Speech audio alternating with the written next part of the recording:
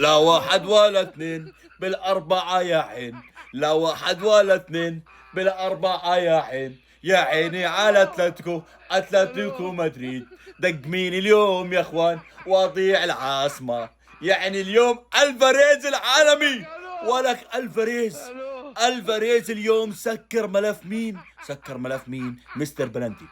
شفتوا مستر بلنتي اليوم يا اخوان؟ مش مبين، جاب هدف واختفى يا اخوان. من بعدها الفاريز علمه كيف يكون هداف يا اخوان، كيف يكون يسجل اهداف من وين ما كان.